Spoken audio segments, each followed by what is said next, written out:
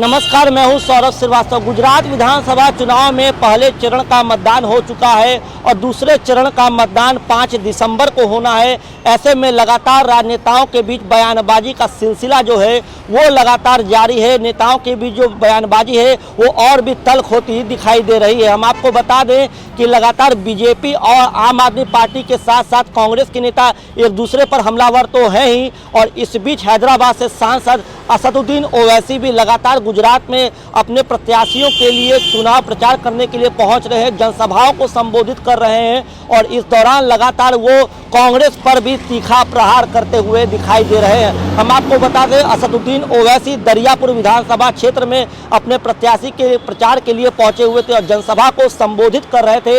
इस दौरान उन्होंने कांग्रेसियों पर कड़ा आरोप लगाया है। उन्होंने कहा है कि कांग्रेस जो है हमेशा मुसलमानों के मुद्दे पर चुप रहती है। हम आपको बता दें कि असदुद्दीन ओवैसी ने मंच से संबोधन के दौरान ये कहा है कि जब कोरोना के काल में हैदराबाद के उस क्षेत्र में जहां पे वो जनसभा कर रहे थे, दरियापुर विधानसभा क्षेत्र में, कोरोना काल में जब एक बुजुर्ग को पीटा जा रहा था घर के अंदर से निकाल के, तब कांग्रेस के जो मौजूदा विधायक वहां के हैं वो घर में छुपे हुए थे।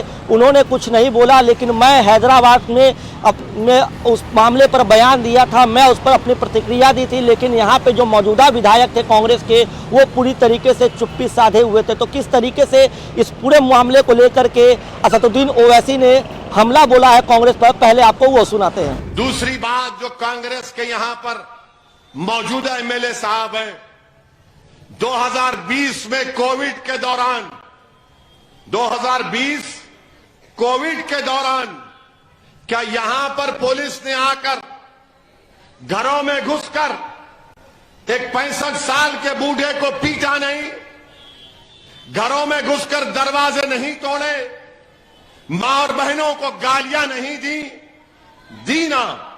2020 में उसके खिलाफ कौन बोला? हैदराबाद में बैठकर मैं अपनी तकरीर में बोला हूं, वो तकरीर आपको हाथ सुना देगा। और मैं आपसे पूछ रहा हूं, जिस यहां से थोड़ी दूर के फासले पर वो जगह है, क्या लाला? हाँ, वो लाइट जो चमक रही है, डिंग डिंग डिंग डिंग कर रही है, देखो। अरे मैं तुमको पलटने की जरूरत नहीं है, तुमको आगे देखना है। कांग्रेसी तुमको पीछे पलटाते हो, वैसी तुमको बोल रहा है कि आगे देखो। तो वहां पर वो वाकया हुआ, वहां से एमएलए साहब का घर कितना दूर है? कितना दूर है? कितना दूर है? 2 मीटर? कितना? 5 मिनट में चल सकते ना? मगर क्या गयास का गयास है, तू निकल नहीं सका अपने घर से।